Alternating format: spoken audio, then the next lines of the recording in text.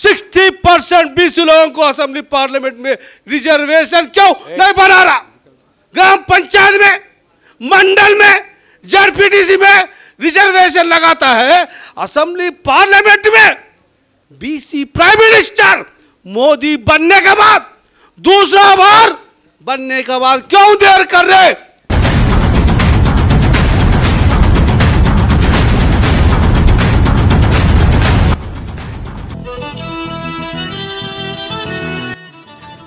శ్రీ సర్దార్ సర్వాయి పాపన్న గౌడ్ మొట్టమొదటి దక్షిణ భారతదేశ బహుజన రాజు.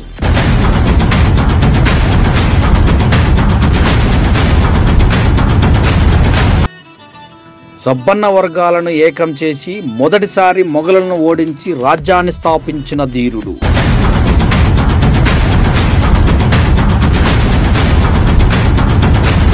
సర్దార్ సర్వాయి పాపన్న గౌడ్ మహారాజ్ ఛత్రపతి శివాజీకి సమకాలికుడైనా చరిత్ర తనను మరిచింది.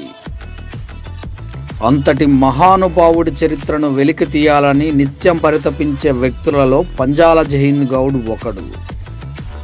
తన చరిత్ర సినిమాలాగా మలిచి ప్రజలకు తెలియజేసే విషయంలో నష్టపోయినా పట్టువదలని విక్రమార్కుడు. ఊరూర విగ్రహాలు స్థాపించాలనే పట్టుదలతో ప్రతిజ్ఞ పూని సఫలమైన సమరధీరుడు. ఢిల్లీలో పాపన్న గౌడ్ జయంతి ఉత్సవాలు నిర్వహించి యావత్ లోకానికి తెలియజేయటంలో ఔరా అనిపించుకున్నారు.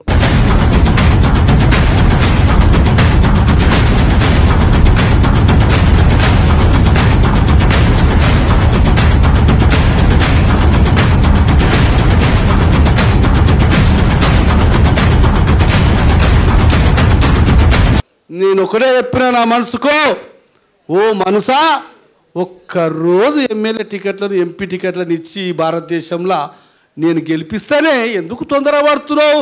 చాలా టైం ఉన్నది నీకు, ఇంకా నీకు చాలా టైం ఉన్నది. కాబట్టి ఆ రోజు వస్తుందని అనుకుంటున్నామన్నా వస్తుంది. వీళ్ళు రిజర్వేషన్ చేయరు, నాకు తెలుసు. నరేంద్ర మోడీకి రిజర్వేషన్ చేయాలని ఉన్నది, కానీ చేయనియరు. ఓయే మనకు మజా మజా మజా. సర్దార్ పాపన్న సేన స్థాపించి అంచెలంచెలుగా బహుజనులను ఏకం చేసి ఎర్రకోటపై జెండా ఎగరవేయాలని కంకణం కట్టుకున్న గొప్ప సంకల్పి జైహింద్ గౌడ్.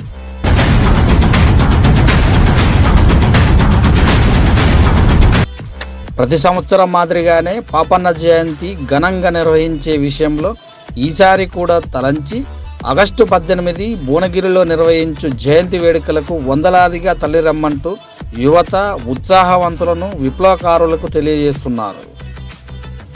జై హింద్ గౌడ్, జై హింద్ పిక్చర్.